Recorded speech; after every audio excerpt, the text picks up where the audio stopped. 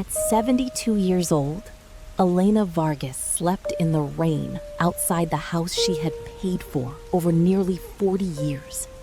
She had no suitcase, no money, no jewelry, only a dark wooden box, and inside it, a truth her children would have killed to keep buried. Before you judge Elena's silence, stay until the end, because what was hidden inside that wooden box will turn this betrayal into a fight for truth, dignity, and justice. The house on Los Alamos Street was not a mansion, but to Elena, it had once been a kingdom. It was built slowly, starting in 1986, during years when many working families across Latin America were surviving inflation, migration, and uncertainty by building their futures brick by brick. This was where Elena raised her 3 children: Martín, the ambitious oldest son; Claudia, the daughter everyone trusted; and Andres, the youngest, the boy who once ran to her room whenever thunder shook the windows. For decades, Elena worked as a seamstress, a cook, a caretaker, and the quiet engine behind a family that never fully understood the cost of her sacrifice. Her husband, Ricardo, died in 1999. But before he passed, he left behind a warning in writing. No one knew about that warning.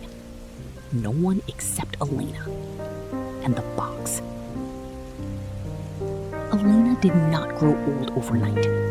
She faded slowly while her children grew, studied, married, failed, returned, and asked for help whenever life became too heavy. If stories of family secrets, betrayal, and justice move you, subscribe now, because Elena's story is just beginning, and every scene from this moment forward reveals why that box mattered. The betrayal did not arrive with shouting. It arrived as concern. First, Martín said the house was too large for a woman living alone. Then Claudia suggested Elena was becoming forgetful, even though she only mixed up dates when she was exhausted. Then Andres spoke about safety, paperwork, signatures, and family protection. Every sentence sounded caring. Every visit arrived wrapped in affection. But underneath the careful tenderness, a plan was forming. They did not want to protect Elena from loneliness. They wanted to protect themselves from losing a house they had already started dividing in their minds. Elena felt it before she could prove it. The way mothers feel a lie before it becomes a confession. The way the air changes before a storm breaks open. That night, Elena opened Ricardo's old closet and took out the wooden box. It looked worthless from the outside. Inside, it held the only defense she had left. It happened on a rainy Thursday in March. Martín arrived first, carrying a black folder under his arm. Claudia came next, elegant, serious, already wearing the face of someone who had made a decision before hearing the truth. Andres arrived last and did not look at his mother when he entered. The dining table was set with coffee, sweetbread, and a small pitcher of milk. Elena still believed this was a family conversation. She had prepared everything like in the old days when they came home from school and dropped their backpacks on the floor. No one touched the bread. No one asked about her knee. No one noticed she had placed 4 cups, even though she had not drunk coffee in years. Then Martín placed the papers on the table. The sound was dry, cold, final. They told her she was no longer fit to live alone. They told her the house had to be sold.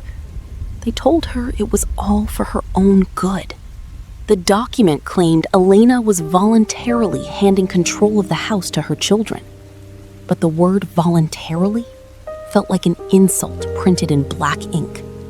There were dates she did not remember approving. There were signatures that looked too much like hers, but had not come from her hand. There were stamps, copies, certificates, and a cold, bureaucratic structure designed to crush anyone too tired, too old, or too trusting to fight back. Elena looked at the paper. Then she looked at her children. In that instant, she understood that love does not always die in an explosion. Sometimes it dies quietly across a dining table, while the people you once carried in your arms turn you into a legal obstacle. But she did not cry. Not yet. Under the table, her fingers touched the small key hidden beneath her blouse. The key to Ricardo's box. When Elena refused to sign, the compassion vanished. In less than an hour, her children stopped treating her like their mother and began treating her like an intruder. The street was cold. The rain did not fall violently, but it fell with a cruel steadiness, the kind that seeps slowly into the bones. Elena walked down the 3 front steps with the box pressed against her chest. She had no coat because she never imagined the meeting would end this way. She had no medicine because she believed she would return to her bedroom. She had no photographs because they were still inside, hanging on walls that now seemed to belong to another life. Through the living room window, Martine's shadow moved back and forth. Claudia closed the curtains. Andres turned off the porch light. Then, the lock clicked. That small sound hurt more than shouting. It was the exact sound of a family breaking. Elena sat on the curb, opened the box just enough, and saw the yellowed envelope Ricardo had left before he died. Inside the envelope was a letter dated 1998, written in Ricardo's foam handwriting. There was also an old copy of a property deed, a bank receipt, a black and white photograph of an unknown woman, and a small note folded into 4 parts. Elena had seen those papers many times. She had never dared to use them. Ricardo had told her to reveal them only if their children ever tried to take the house from her. For more than 20 years, she believed that warning had been the fear of a dying man. Pain talking, fever talking, distrust talking. But now, sitting in the rain, Elena understood something terrifying. Ricardo had seen this coming. Her children were not improvising. Someone had guided them. And the house was not the only secret hidden inside that box. Elena closed the box, looked back at the house, and understood she had not lost a home. She had discovered a war. Before sunrise, Elena walked to an old phone booth that still stood on the corner of the neighborhood. Her hands trembled from the cold, but not from fear. She dialed a number she had not used in years. She did not need a long conversation. She only needed one person to know that time had come. Because in 1998, Ricardo had not only left behind papers, he had left behind a witness. And that witness knew the real reason Elena's children wanted her out before the box came to light. Elena's voice barely escaped her throat when the call connected. She did not ask for help. She did not explain the betrayal. She only said her full name and mentioned Ricardo's box. The number belonged to Samuel Ortega, a retired notary who had worked with Ricardo during the final months of his life. For more than 20 years, Elena had avoided calling him because making that call meant accepting one painful truth. Ricardo had not left those papers out of fear. He had prepared a defense against a betrayal that had not yet shown its face. Samuel lived in a small house across the city, surrounded by old files, yellowed photographs, and clocks that seemed to have stopped years ago. In 1998, He had witnessed a signature Ricardo insisted on protecting with a private copy. Back then, Elena did not understand why her husband distrusted the future so deeply. Now, she did. The rain, the locked door, and her children's silence had turned an old suspicion into a brutal sentence.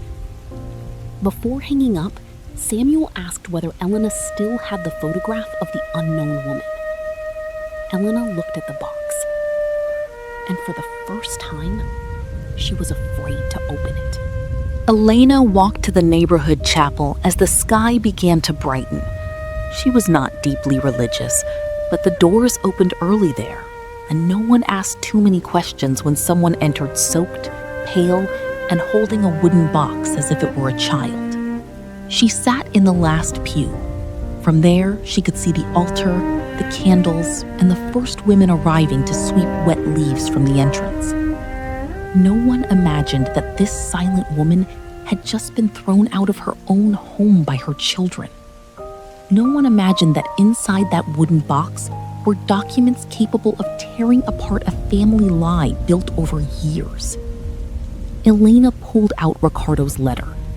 The paper smelled of dampness, old wood, and goodbye. The letter began with a sentence Elena could never forget.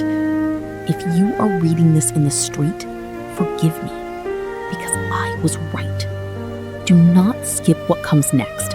Ricardo's letter does not only explain why Elena was thrown out, it reveals that someone saw this betrayal coming more than 20 years ago. Ricardo wrote that letter in 1998, when illness had already taken his strength, but not his clarity. In it, he confessed that he had discovered strange movements around the house, legal inquiries made without his consent, copies of documents requested by third parties, and persistent questions about inheritance, wills, and property rights. But that was not the most painful part. The most painful part was that the names of their own children had started appearing close to those questions. Ricardo did not want to confront Elena with that suspicion while he was still alive. He knew she would have defended their children even against evidence. He knew a mother's love can become a dangerous blindfold when it refuses to look directly at greed. So he left a path, not for revenge, for protection. And that day had come. Ricardo had not left only one deed. He had left a second folder with Samuel Ortega, containing proof Elena had never seen. As Elena read, a bitter truth began arranging itself in her memory. Over the past months, her children had built a convenient image of her. The confused old woman, the vulnerable mother, the person no longer capable of managing her own life. Martine told neighbors Elena forgot to lock the door. Claudia whispered that her mother could no longer understand important bills. Andres insisted on accompanying her to the bank, the doctor, and the pharmacy, as if every act of help was also a form of surveillance. That was not care. It was preparation. They needed everyone to believe Elena was losing her mind before they took the house. They needed to turn her into a victim no one would believe. Because a betrayed mother moves people, but a supposedly confused old woman can be ignored, corrected, replaced, and eventually erased from her own documents. The betrayal did not begin the night before. It began when her children decided her old age was an opportunity. Until that morning, Ricardo's box had been a memory. Now it was evidence. And maybe a legal weapon. By mid-morning, Samuel arrived at the chapel wearing a long coat, carrying a dark cane and a worn leather folder. He had aged more than Elena remembered, but his eyes still had the cold precision of a man who had seen too many forged signatures and too many families destroyed by inheritance. He did not greet her with pity. Elena was grateful for that. He sat beside her, placed the folder between them, and looked at the wooden box like someone recognizing an old bomb that had finally started ticking. Samuel knew something. But before speaking about her children, before mentioning the house, before opening the folder, he pointed at the photograph of the unknown woman. That woman, without a word, had become the key to everything. The woman in the photograph was named Isabel Rivas, and her name had been erased from the family story with disturbing care. Samuel revealed that the house on Los Alamos Street had not been acquired in the way Elena's children believed. The family story said Ricardo and Elena built it together, from nothing. And that was true. But it was not the whole truth. In 1986, when the land was still an uneven lot covered in weeds and stones, Ricardo received financial help from Isabel Rivas, a woman who had worked with him years earlier. It was not an ordinary loan. It was a private agreement, signed before witnesses, where Isabel provided money for the original purchase of the land under one exact condition. If Ricardo ever died, the property had to remain protected exclusively for Elena as long as she lived. Isabel did not want the house. She did not want profit. She did not want recognition. She wanted to make sure Elena never ended up in the street. But then came the question Elena had never dared to ask. Why would an almost unknown woman do so much for her? Samuel did not answer immediately, because the answer could not only save Elena, it could also destroy the memory she had of Ricardo. Elena believed the worst betrayal had come from her children. But as she looked at Isabel Rivas's photograph, she understood that the story of her house had begun with a much older secret. Samuel opened the leather folder. Inside was a private agreement, a certified copy, and a sheet with 3 handwritten names. The first was Ricardo. The second was Isabel. The third made the air disappear from Elena's lungs. Because that name belonged to one of her children. And it had been written there before the house was even finished. The third name written on that page was Andres Vargas, the youngest son, the child Elena had protected more than anyone.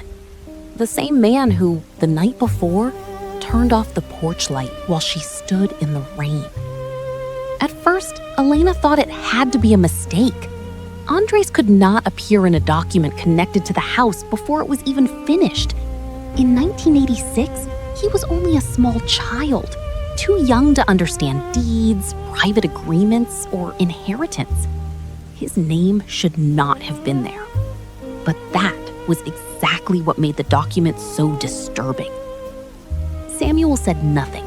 He let Elena study the page, following every line, every stamp, every old signature. Some papers do not need to scream to destroy a life. They only need to exist. And this paper seemed to say that her children's betrayal had not been born in Elena's old age, but inside a family wound opened decades earlier. Samuel pointed to a clause written in the margin. It did not speak of immediate ownership. It spoke of protection, future custody, and a family condition no one had ever explained.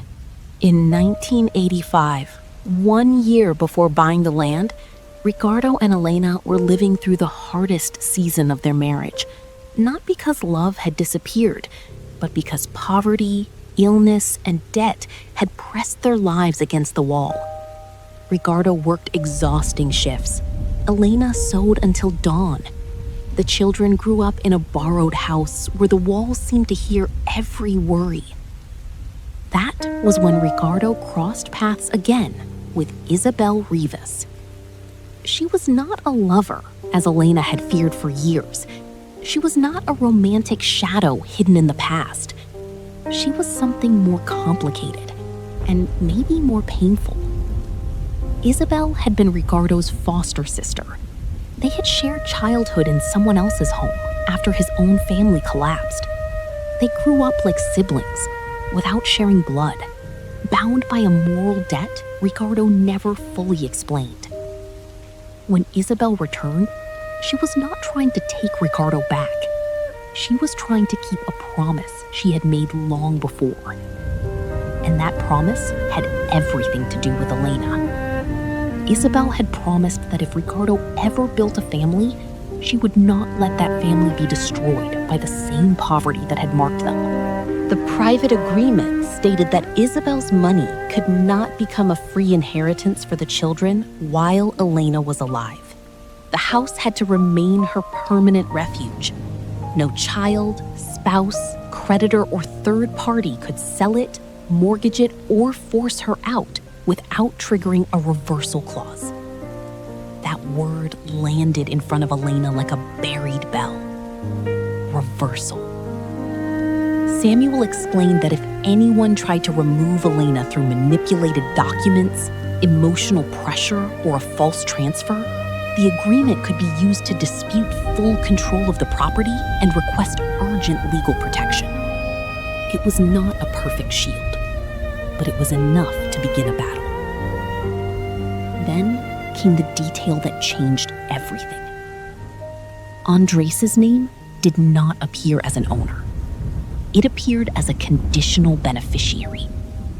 And that benefit existed only if Elena was protected, not if she was thrown out. Ricardo had chosen Andres as a future custodian of the house because he was the youngest, the most sensitive, the one who promised as a child that he would always protect his mother.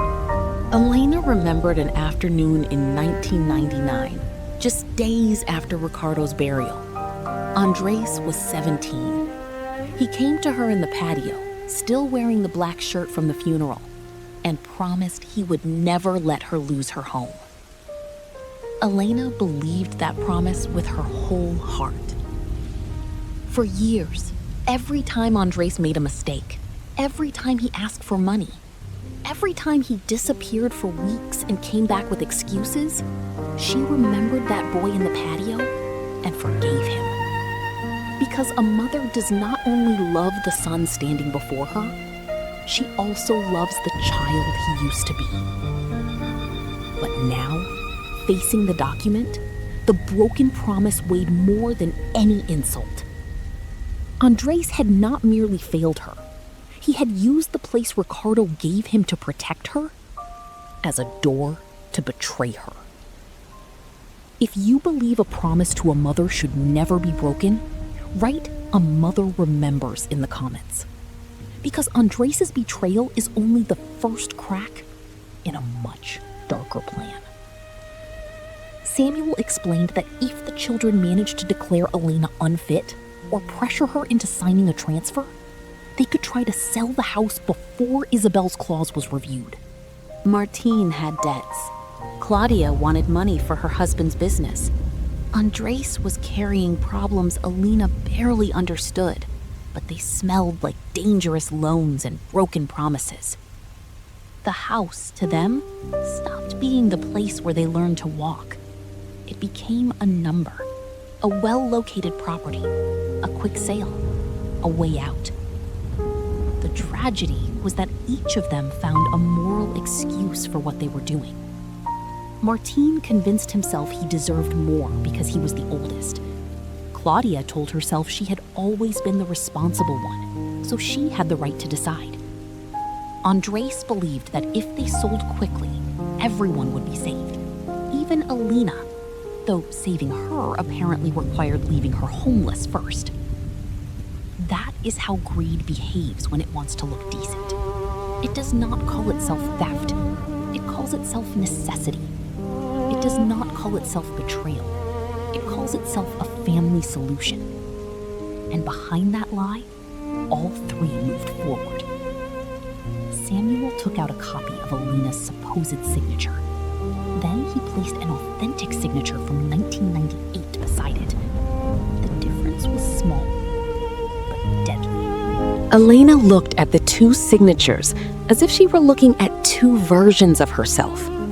The real one trembled slightly, but it had a natural rhythm, a familiar slant, a pressure born from her own hand. The other was too clean, too controlled, too concerned with looking real. Samuel explained that emotional forgeries often make the same mistake as family lies. They try to look perfect, but real life is not perfect. A true signature breathes. A forged one performs.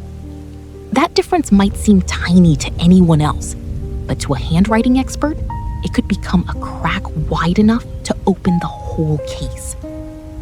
For the first time since the night before, Elena felt something close to strength. Not because justice was guaranteed, but because the lie had finally developed a fracture. Elena could not return as if nothing had happened. If she went back without proof, her children would finish the plan. If she fought, she would have to face her entire family. Samuel told her one piece of proof was still missing, the most dangerous one. The one that could show the expulsion was not an emotional outburst from one terrible night, but part of a plan prepared for months. That proof was not inside the box. It was inside the house. In Ricardo's old bedroom, behind a false wall Elena had not opened since 1999. The problem was that the house was now locked, and her children were already inside. The proof that could save Elena was inside the same house her children had just thrown her out of. Behind a false wall, in Ricardo's bedroom, something had been waiting for more than 20 years. Returning to the house was not only a legal decision, it was an open wound. Elena could picture every corner: the hallway where Martin took his first steps, the kitchen where Claudia learned to make coffee, the patio where Andres promised to protect her after Ricardo's funeral. Now, all of it was occupied by the same people who had turned her memories into weapons. Samuel warned her not to force her way in. If she did, her children could use it against her and present her as unstable, desperate, unable to control herself. That was exactly the image they wanted to build. Elena understood that the battle would not only be for a house, it would be for her credibility. And in a world where old age is too often mistaken for weakness, recovering her voice would be almost as hard as recovering her keys. Samuel advised her not to attack directly. First, they had to prove Elena was not confused, had not surrendered her will, and still owned her memory. The first step was finding someone who had seen the expulsion. Samuel asked about longtime neighbors, people who did not depend on Elena's children and had known her before they tried to reduce her to a fragile old woman. That was when Teresa Maldonado's name appeared, the neighbor from the blue house. Teresa had lived across from Elena since 1987. She had seen the children grow up. She had lent sugar, received packages, shared funerals, illnesses, and long afternoons across the street. But most importantly, Teresa had one habit everyone underestimated. She watched from her window. The night before, while the rain fell, Teresa saw Elena walk down the front steps with no coat, holding the wooden box to her chest. She saw Claudia close the curtains, Andres turn off the porch light, and Martin lock the door. She did not hear everything, but she saw enough. And sometimes, in a story built on lies, a witness who watched in silence is worth more than 10 speeches. Teresa did not only see the expulsion. For months, she had seen Elena's children arrive with papers, whisper in the house, and leave carrying folders. Samuel prepared Elena for what was coming. If the fight reached court, her children would question her clarity. They would say she forgot dates, confused bills, needed supervision, and that everything they did was out of love. So Samuel asked Elena to write, in her own hand, a complete timeline. When they bought the land, when Ricardo died, when the strange visits began, when Martine first mentioned selling, when Claudia brought up the paperwork, and when Andres tried to accompany her to the bank for no clear reason. Elena wrote slowly, but with precision. Every date opened an image. Every image brought back a clue.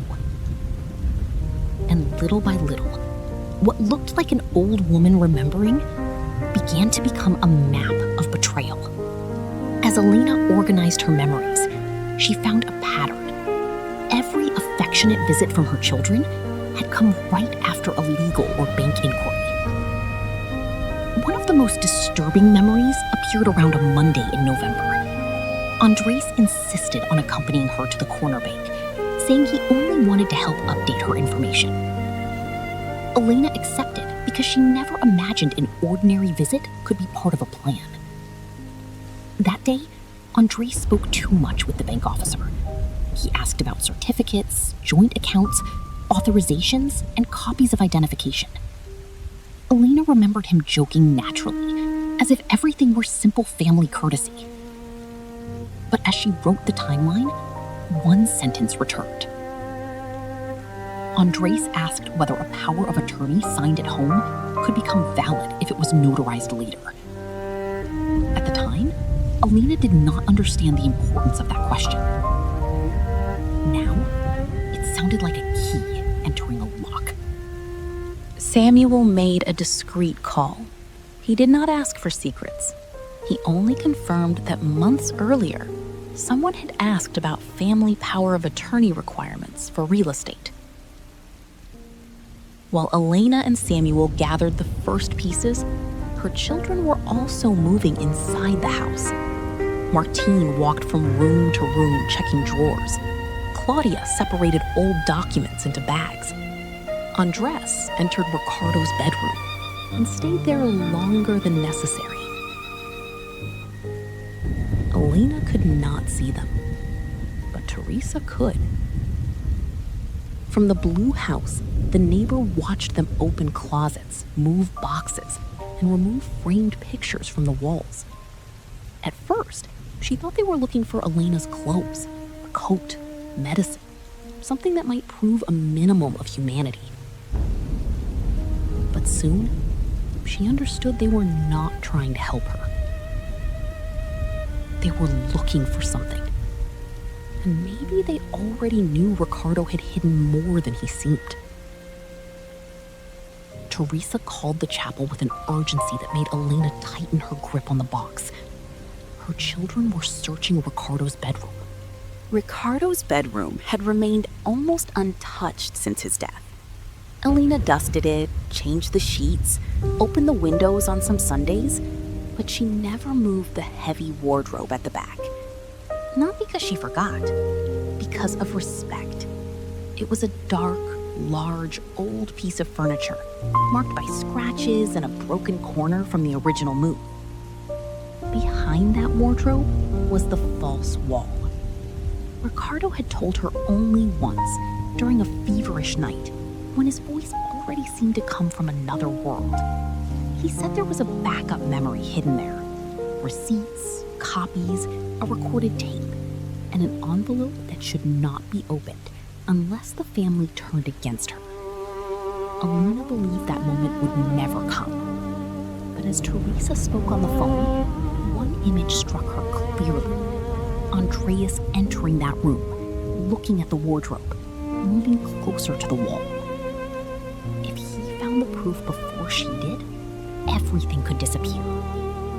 Elena understood she could not wait for an order, a hearing, or one more call. If the proof was still there, she had to protect it before her children destroyed it. Samuel tried to stop her, but Elena was already walking toward the chapel door. She was not going to force her way in. She was not going to scream in the street. She was not going to give them the image of a desperate old woman. She was going to use the only entrance her children had forgotten.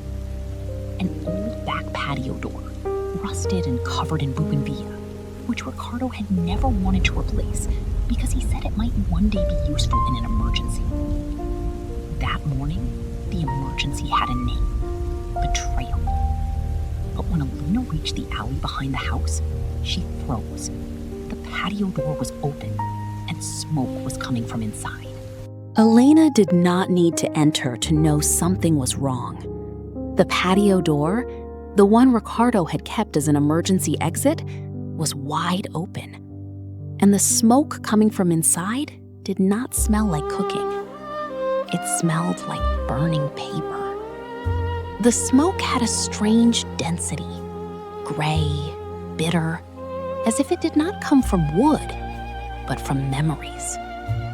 Elena moved forward with the box pressed against her chest. Every step across the wet patio made small sounds: crushed leaves, broken puddles, rusted metal shifting in the wind. For years, that patio had been the secret heart of the house. Ricardo repaired chairs there. Elena hung sheets there. The children ran between flower pots, and Andres hid marbles in a crack in the wall. Now, the same place looked like a crime scene. On the old wash basin, a black bag lay open. Torn papers, broken folders, and stained envelopes stuck out from inside. Near a metal barrel, a small flame was still alive. Elena understood. Her children were not looking for proof. They were destroying it. Inside the barrel, receipts, photographs, and letters were burning. Elena saw one corner of Ricardo's handwriting blacken before turning into ash. Elena did not scream. Screaming would have been easy, but it would also have been a trap. Any outburst could later be used as proof that she was unstable. So she breathed with painful calm and crossed the patio like someone entering her own home after it had become enemy territory. The kitchen door was half open. From there, she heard footsteps in the hallway, drawers closing, voices held low. They were not the voices of guilt. They were the voices of hurry. Martine was in the living room. Claudia was sorting bags near the dining table. Andreas was nowhere to be seen. That frightened Elena most. Because if Andreas was not there, he could only be in one place: Ricardo's bedroom. From the blue house, Teresa saw Elena enter through the patio. She picked up her phone, moved closer to the curtain, and started recording. Elena walked down the hallway with a slowness that felt impossible to her own heart. The walls were full of small marks, a missing picture, interrupted dust, exposed nails. This was not cleaning, this was looting. When she reached Ricardo's bedroom, the door was open. The heavy wardrobe had been moved several inches. Deep lines scarred the dusty wooden floor. Andreas was crouched in front of the false wall, holding a tool, with broken plaster scattered around him. In that instant, Elena did not see a grown man. She saw the child who once promised to protect her. Then she saw what that child had allowed himself to destroy. Behind the false wall was a small compartment. It was already open. Inside, only dust, splinters, and a cassette tape fallen on the floor remained. Stay with this moment. That cassette may look small, but it carries the one voice Elena's children never expected to hear again. The cassette tape was covered in dust, but intact. Elena recognized it immediately. Ricardo had used those tapes to record notes when illness made writing difficult. During his final months, he spoke alone in that bedroom, sometimes at night, sometimes at dawn, as if he wanted to trap his voice inside a small object before his body took it away from him. Andres had not seen it. Maybe because he was looking for papers. Maybe because fear had made him careless. Or maybe because some truths have a strange way of hiding in plain sight. Elena looked down. The tape was near her foot. She did not bend immediately. First, she looked at Andres. And for the first time since the day he was born, she did not feel the need to protect him. She felt the need to stop him.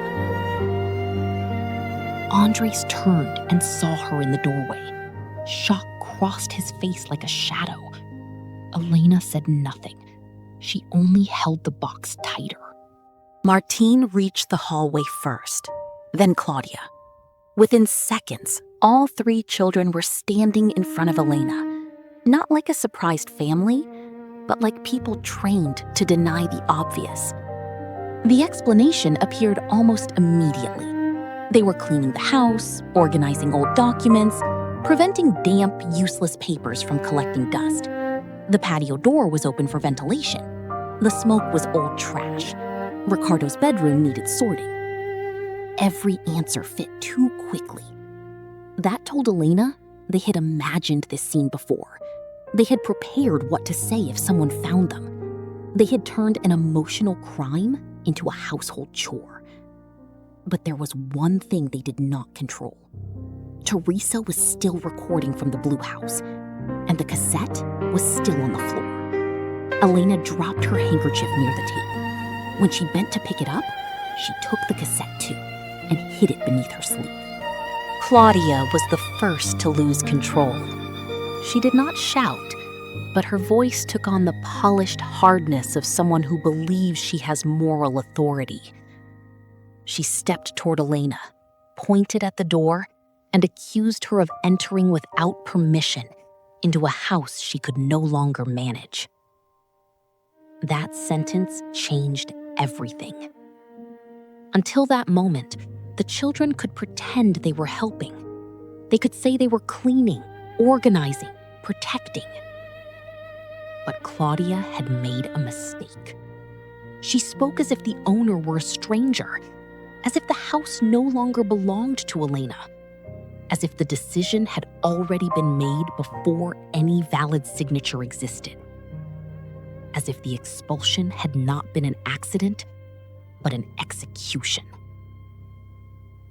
Teresa did not hear every word from across the street, but her phone captured the gesture, the accusing finger, Elena's body stepping back. And sometimes, one image is enough to reveal who holds the power and who is being crushed by it. Elena did not answer. She did not defend her right. She did not ask for mercy.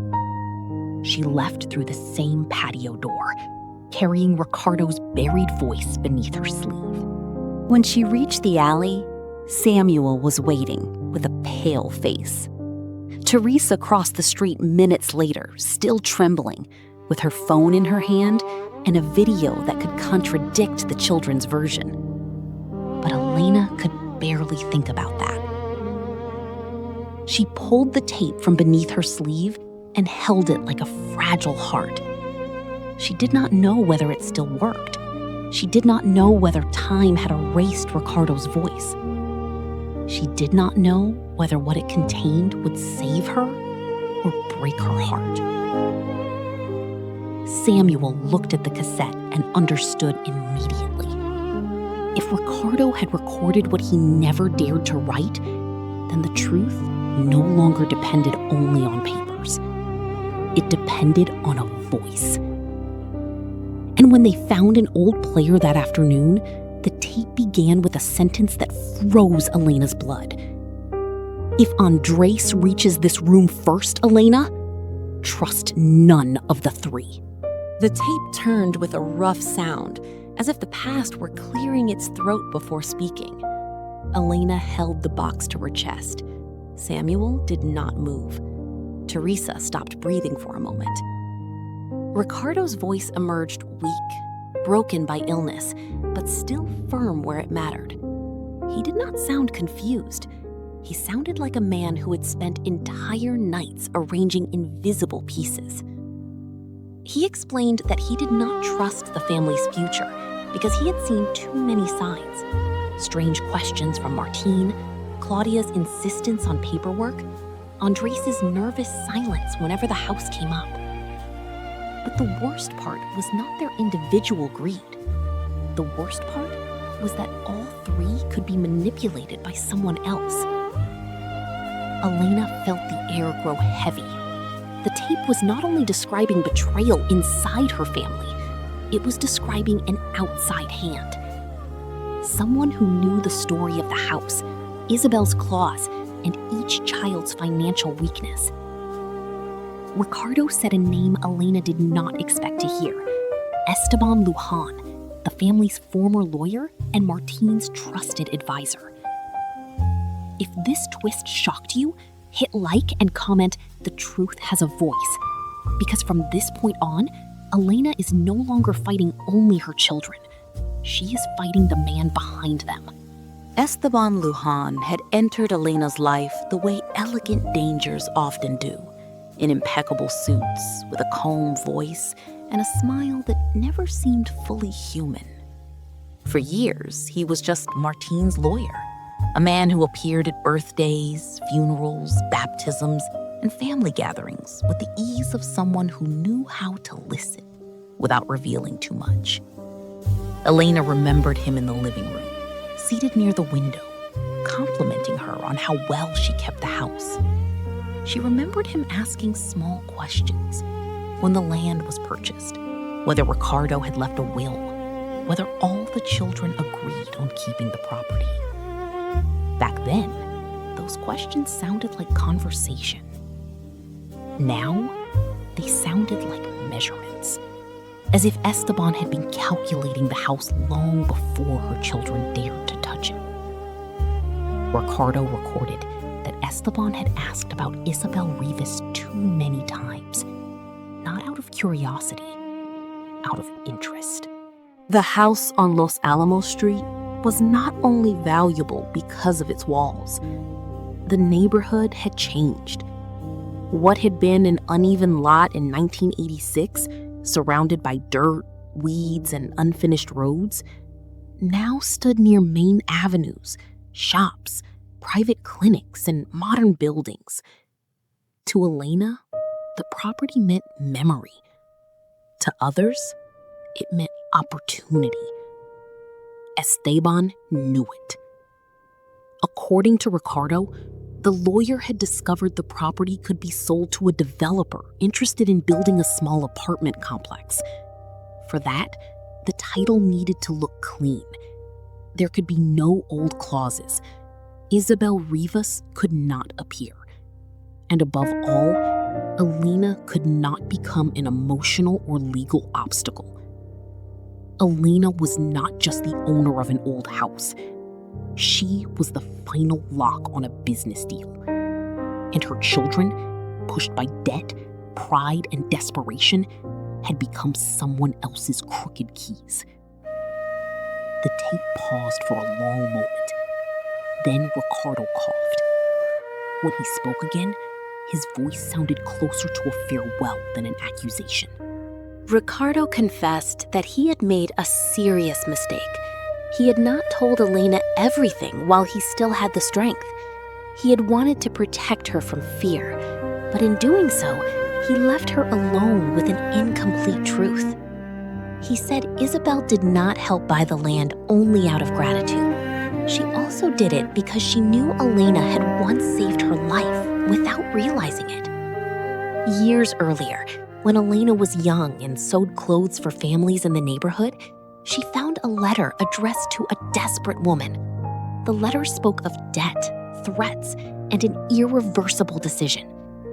Elena barely knew Isabel, but she asked for help, warned Ricardo, and stopped that woman from disappearing one winter night.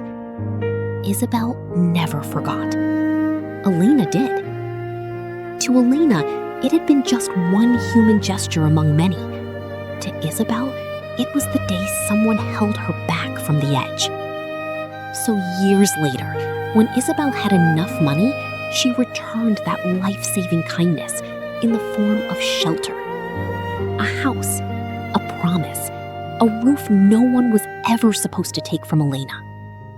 Elena understood the house was not only the result of her sacrifice, it was also the silent gratitude of a woman she had saved and then forgotten. Ricardo's voice hardened again. He said that if Elena was listening to that recording, she had to gather 3 things: Isabel's letter, video or testimony from someone who had witnessed the expulsion, and proof that the children had tried to destroy documents. Elena looked at Samuel. They had the letter. They had Teresa. They had the video of the smoke, the patio, the bags, and Elena's calculated exit. But then Ricardo mentioned a 4th piece, one no one expected. A copy of a conversation between Esteban and Martín, kept inside a blue envelope. That envelope was not in the box or behind the false wall. It was in the hands of someone Ricardo called the last defense. Ricardo named a woman, Laura Mendez, Esteban Lujan's former employee. She had kept the blue envelope out of fear and guilt.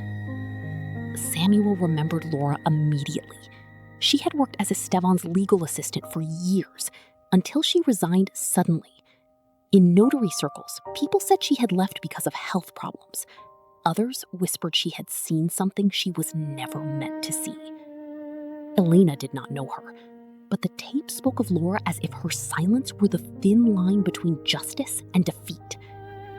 Teresa, still holding her phone, remembered hearing Claudia mention that surname months earlier.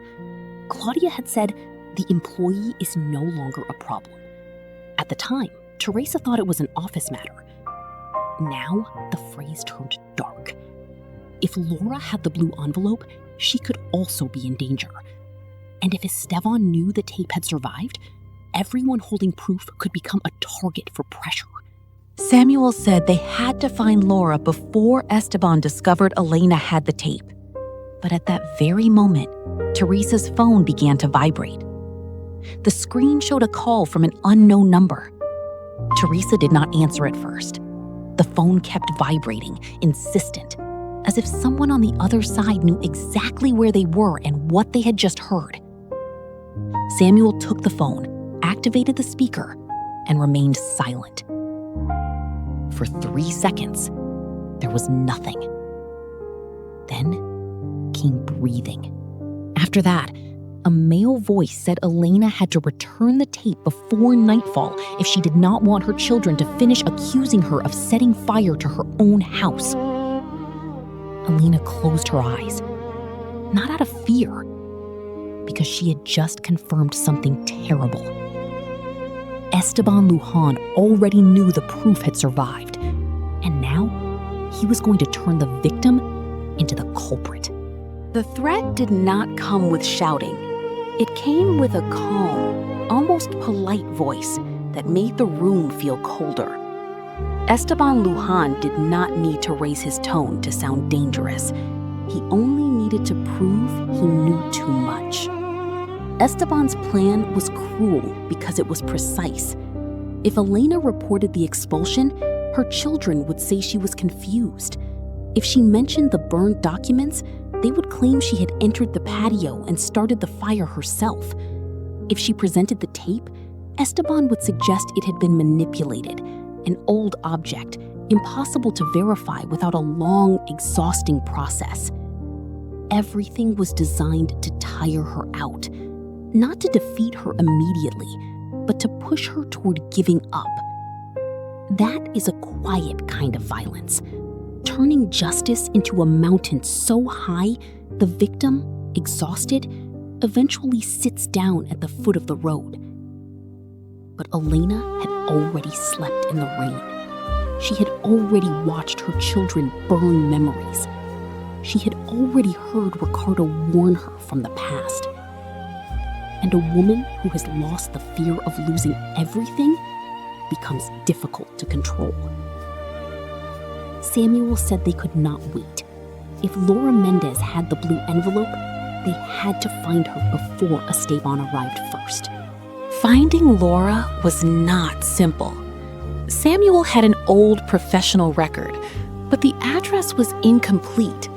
A street, a surname, a reference to a pharmacy that had closed years before.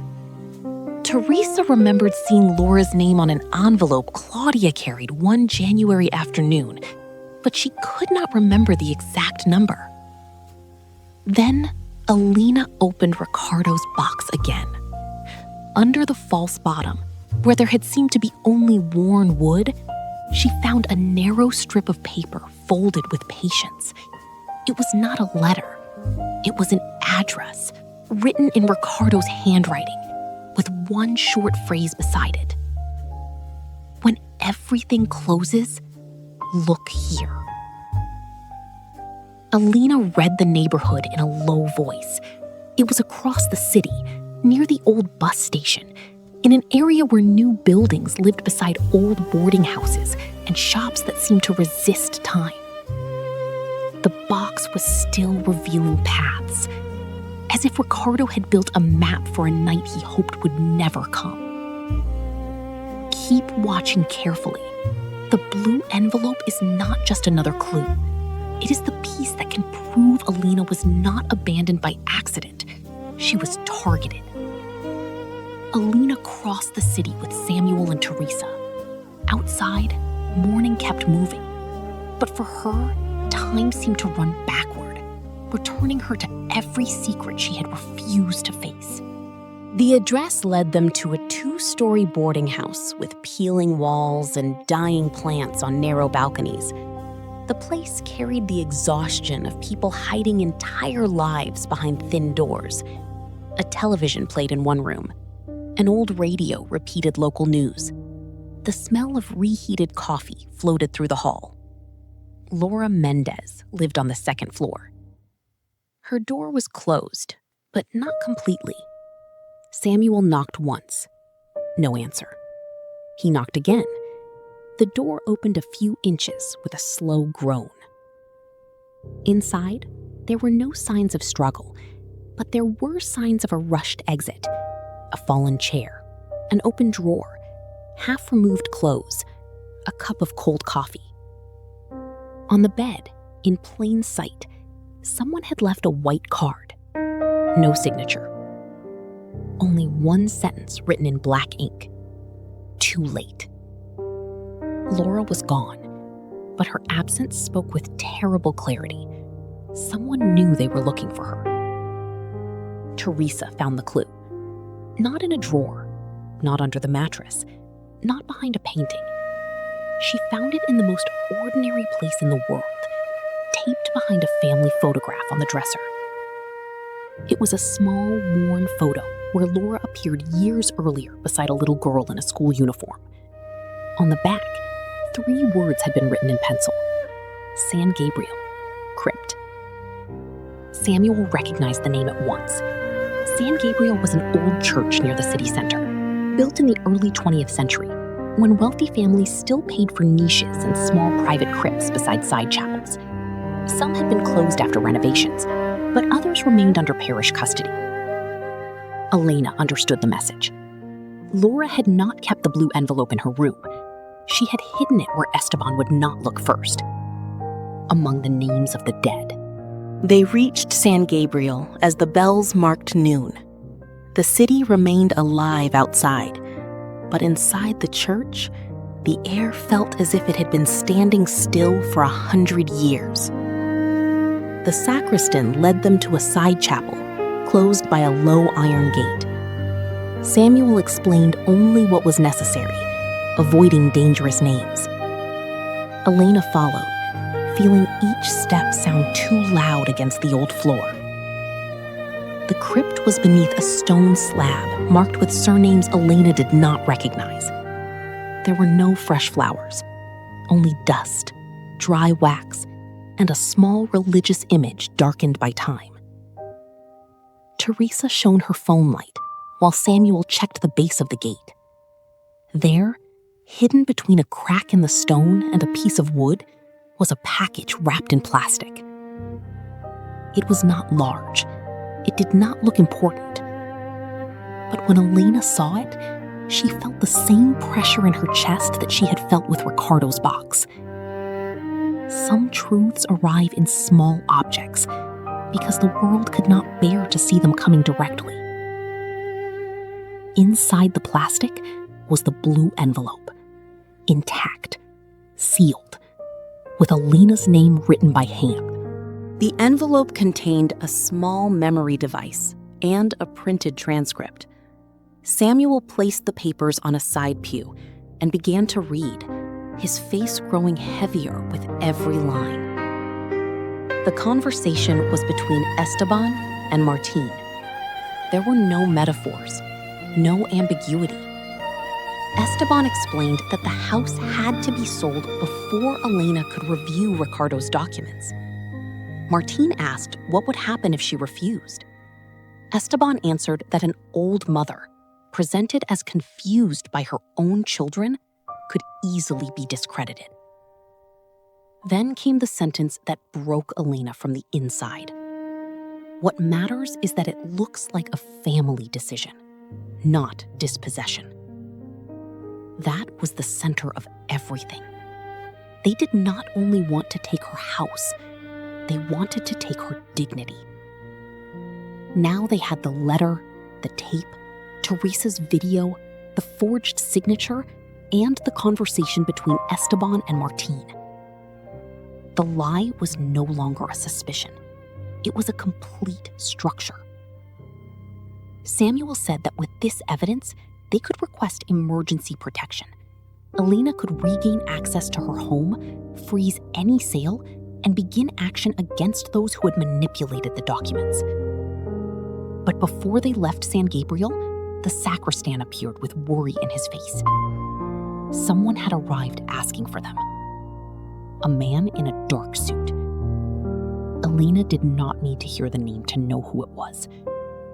Esteban Lujan was standing at the main entrance of the church, and for the first time, the hunter and the victim were under the same roof. Esteban Lujan did not enter the church like a desperate man. He entered like someone who still believed he controlled the scene. His dark suit seemed to absorb the noon light, and every step across the old stone floor sounded measured, clean, calculated. Elena remained beside the side chapel, Ricardo's box in one hand and the blue envelope protected beneath Samuel's coat. She did not step back. She did not raise her voice. She did not show the fear still beating inside her. For decades, she had been taught not to disturb, not to answer too strongly, not to break family harmony, even when that harmony cost her tears. But that obedient woman had been left outside her house, in the rain. The woman standing before Esteban now was different. She was not a defeated old woman. She was a mother who had just discovered that her pain had evidence, dates, names, voices, and witnesses. And that made her dangerous to anyone who had counted on her silence. Esteban did not ask for the tape. He did not mention the blue envelope. He only spoke of misunderstandings, family exhaustion, and legal consequences if Elena insisted on accusing her own children. His strategy was old, but effective. Wrap the threat in respectable words. Esteban spoke of prudence, but he wanted fear. He spoke of family, but he was defending a business. He spoke of mental health, but he was preparing a legal cage. Samuel listened without interrupting. Teresa held her phone inside her pocket, recording again. Elena studied Esteban's face with new clarity. Before, she had seen him as serious, perhaps cold, perhaps ambitious. Now she saw something more precise. A patient predator. The kind of man who does not need to dirty his hands because he convinces others to do it for him. But Esteban made one mistake. he looked too long at Samuel's coat, as if he knew the blue envelope was hidden there. Teresa was not a lawyer, but she understood something simple. When a powerful person threatens you with beautiful words, it is wise to save every word. Samuel waited until Esteban finished speaking. Then he stepped forward and said one sentence that changed the balance inside the church. The tape had already been copied. It was not completely true. They had barely begun playing it. There was no formal backup yet, no perfect chain of custody, no filed complaint. But Samuel knew that in a fight against someone like Esteban, the first defense was not always showing the proof. Sometimes it was making the enemy believe destroying it no longer mattered. Esteban did not lose his composure, but his eyes changed. It was brief, almost invisible, enough for Elena to understand that for the first time, he was not sure of the ground beneath him. Then Elena said Laura Mendez's name. Esteban barely blinked, but in that blink, all his calm began to crack. Esteban claimed Laura was an unstable former employee, resentful and unable to support a serious accusation. He said any document from her hands would be questionable. He said Elena was being manipulated by people who did not understand the family situation. It was the same pattern. Discredit before answering. Stain the witness before looking at the evidence. Turn truth into suspicion and lies into a reasonable version. But as Esteban spoke, Elena remembered the sentence in the transcript. Make it look like a family decision, not dispossession. Those words could no longer be unheard. They were too exact, too cruel, too much like him. And in that moment, Elena stopped waiting for Esteban to confess. She only needed him to keep talking. Esteban said no judge would take seriously an envelope pulled from a crypt. Samuel looked up. So did Elena. No one had told him where they found the envelope. The silence that followed was louder than any accusation. Esteban had just revealed direct knowledge of evidence that, according to him, should not exist. If the blue envelope was false or irrelevant, how did he know where it had been hidden? If Laura was only a resentful former employee, why did he know the exact place where she had concealed it? For the first time, the lie did not need anyone to attack it. It opened by itself. What would you do in Elena's place? Would you confront them, forgive them, or walk away forever? Tell me in the comments before the final truth is revealed. The sacristan, standing a few meters away, lowered his eyes. Teresa tightened her grip on the phone in her pocket. Samuel breathed slowly. Elena felt as if the entire church were leaning toward that instant. It was not victory yet, but it was a fall. And the fall of calculating men almost always begins with a sentence they should never have said. Esteban understood the risk. His smile returned, but stiffer than before. He said everything would be resolved through legal channels. Then he left the church without looking back. When the main door closed, Teresa took out her phone. The recording was complete. The veiled threat, Laura's name, the attempt to discredit her, and above all, the mistake about the crypt. Samuel did not smile. Men like him knew that evidence was not useful simply because it existed. It had to be protected, duplicated, delivered correctly, and kept safe from an enemy who would turn every second into doubt. They left the church through a side door. They did not take the street Esteban used. They did not return to the boarding house. They did not go back to the neighborhood chapel. Samuel took them to the small office of an old colleague, a young lawyer named Gabriel Paredes, who specialized in elder protection, family property, and emergency legal measures. Elena entered still wearing clothes marked by the previous night's rain. But for the first time, she entered like someone who could still fight. Gabriel listened in silence. Then he organized the evidence by date, by origin, and by legal strength. Elena's story stopped being only pain. It became a case file. That same afternoon, Gabriel prepared the request for emergency measures. He asked for suspension of any sale, protection for Elena, review of the signatures, and provisional custody of the documents.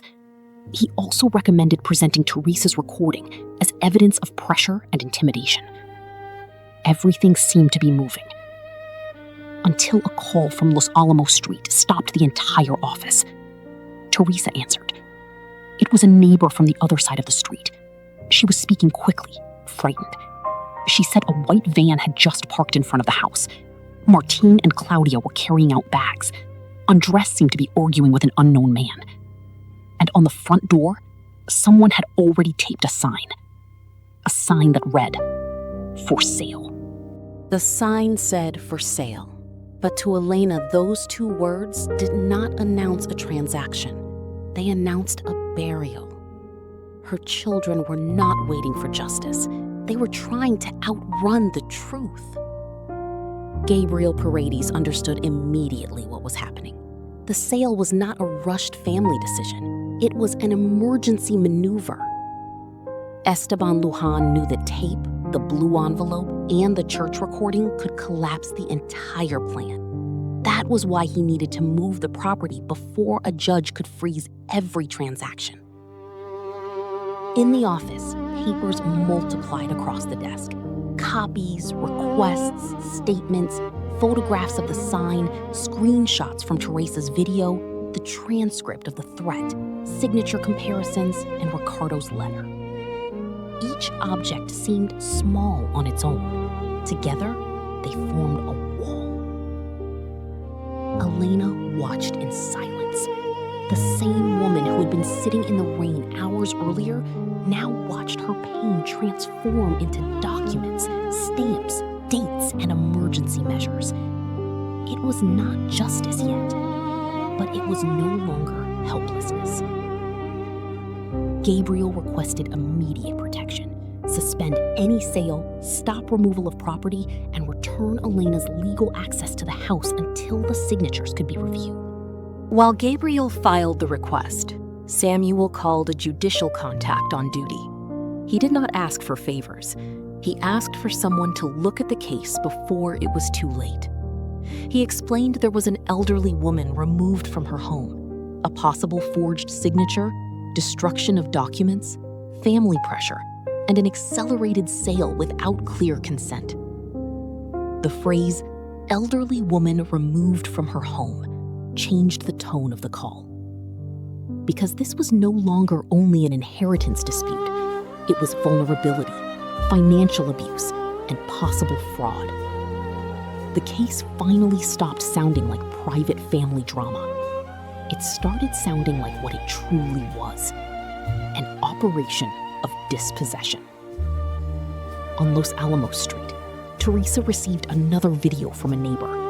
The van was still outside. Bags kept coming out, and the sign remained taped to the door like a provocation. But something did not fit. In the video, Andres was not moving like Martine and Claudia. He was not carrying bags with certainty. He was not checking documents. He was not celebrating the sale. He walked back and forth, nervous, his face sunken, as if every minute pushed him closer to a confession he still lacked the strength to make. The unknown man beside the van spoke to him harshly. Andres answered while looking at the ground. Then Martine approached, placed a hand on his shoulder, and pushed him back into the house with false calm. Elena watched the footage several times. She wanted to hate him without cracks. But mothers, even betrayed mothers, recognize when a child is not only guilty, he is also being pressured. That did not absolve him, but it could open a door. And an open door in the middle of a lie can change the ending of a story. Gabriel made a risky decision. Before the authorities arrived, they needed one of the children to break the pact of silence. Elena did not want to call him. The pain was still too fresh. The image of Andres turning off the porch light still burned inside her like an open wound. But Gabriel explained that truth does not always enter through the cleanest door. Sometimes it enters through the weakest crack. Andres was that crack. Samuel prepared the phone to record the conversation legally with Elena's consent, and Gabriel told her not to accuse, not to beg, not to shout. She only had to say one sentence, strong enough to break the family mask. Elena dialed. The tone rang once, twice, 3 times. When Andres answered, Elena closed her eyes and said Ricardo had left a tape. On the other end, the silence lasted so long that everyone in the office understood the same thing. Andres already knew. Subscribe before the final episode begins, because stories like this remind us that betrayal can hide inside a family, but justice begins the moment someone chooses to tell the truth. Elena did not ask why he betrayed her. She only told him he was still in time to decide whether he wanted to be remembered as a son or as an accomplice. Andres finally spoke. His voice came through broken, low, almost unrecognizable. He did not ask for forgiveness at first. He confessed fear. He said Esteban had documents related to a debt Andres had hidden for months. Signed loans, impossible interest, threats disguised as legal advice. Martine knew. Claudia knew too. The house became the escape. That was what they told him. If they sold quickly, everyone would be free. If Elena signed, no one would get hurt. If she resisted, they would present her as confused and protect her in a residence while they completed the process. Andres repeated that word with shame. Protect. Then he confessed the worst part. He was the one who led Esteban to Ricardo's bedroom months earlier. He was the one who mentioned the wardrobe. He was the one who remembered too late that his father used to talk about a false wall when fever overtook him. And when he understood that it could destroy Elena, he was already too deep to stop the others. The confession did not erase the betrayal, but it gave it shape. Andres admitted the sale was scheduled. Esteban had sent a buyer, and Martine had copies ready to sign. When Gabriel received confirmation of the preventive order, afternoon had already turned toward night. There was no celebration, only movement. Printed copies, backed up files, charged phones, documents inside envelopes, the duplicated tape, the blue envelope under custody. Elena asked to go to the house. Gabriel hesitated, but he did not stop her. There are moments when a victim needs to be present, not for spectacle, but to recover the exact place where someone tried to erase her. They arrived at Los Alamos with an official, Gabriel, Samuel, and Teresa. The white van was still there. The sale sign shook in the wind. Martine came out first, his face hardened. Claudia appeared behind him, holding a folder against her chest. Andres did not come out. Not yet. Gabriel read the order. The sale was suspended. No document could be removed. No one could prevent Elena's supervised access. For the first time in 2 days, the house was no longer under the control of the lie. Martine protested, Claudia spoke of abuse, confusion, and outside manipulation. They repeated almost the same words Esteban had used in the church. But this time, they were not in a closed hallway. There were witnesses. There was an order. There were videos. There was a confession. Then, Andres appeared in the doorway. His eyes were red, his shirt wrinkled, and a manila envelope was in his hand. No one moved. Elena looked at him the way one looks at a son who can no longer become a child again, but can still choose not to sink any deeper. Andres walked slowly down the steps, past Martine, past Claudia. And before reaching Elena, he said the envelope contained the final proof. Not against Esteban. Against all three of them. Andres held the manila envelope with both hands, as if it weighed more than the entire house. Martine tried to stop him. Claudia stepped forward. But for the first time, Andres did not obey his siblings. Inside the envelope were copies of messages, receipts, written instructions, and a list of dates. These were not old documents left by Ricardo. They were recent documents, born in the shadows of the last few months. They showed meetings with Esteban, advance payments from a developer, promised commissions, questions about legal incapacity, and a detailed strategy to pressure Elena until it looked like she had accepted. But the most painful page was folded at the end. It was a preliminary distribution of the money from the sale. Martine would receive the largest share to cover debts. Claudia would set money aside for her husband's business. Andres would use his part to pay off loans. Esteban would collect fees and a hidden commission. And for Elena, they had reserved a small amount under a phrase that sounded kind but was cruel. Assisted living for 6 months. 6 months. That was what a mother was worth to them. 6 months under someone else's roof after taking away 40 years of home. The betrayal was no longer hidden in gestures, silence, or suspicion. Now it had numbers, names, dates, and percentages. Martine was the first to lose the mask. Until that moment, he had acted like the strong son, the responsible one, the man making difficult decisions for everyone's good.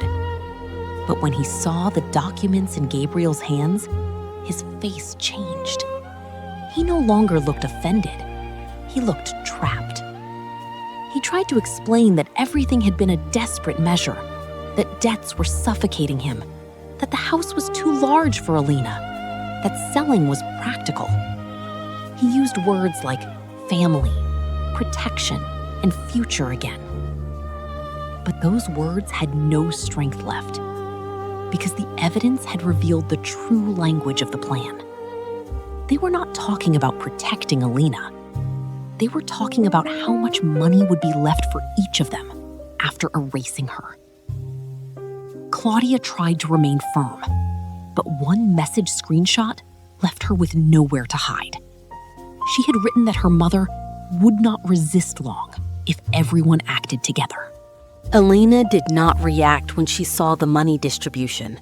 She did not react when she saw Esteban's commission. She did not react when Martine justified himself or when Claudia tried to deny her own writing. But that sentence pierced her differently. She would not resist long. For years, Elena had resisted everything: Ricardo's death, debt, illness, loneliness, nights sewing with swollen fingers, improvised meals so her children would not notice there was not enough money. She had resisted winters, crises, funerals, silences, and small humiliations. And now, Her own daughter had turned that resistance into a calculated weakness.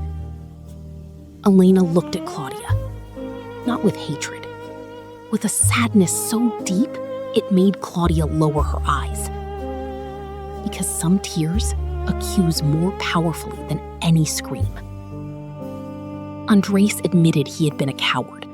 He did not ask to be forgiven. He only asked that Elena not die believing no one had the courage to tell the truth. If Elena deserves justice, give this video a like. Not for revenge, but for every person who has ever been silenced inside their own family. The official allowed supervised entry. Elena crossed the front door slowly, not as an intruder, but as an owner returning to the place she should never have been forced to leave. Every step inside the house recovered something they had tried to take from her.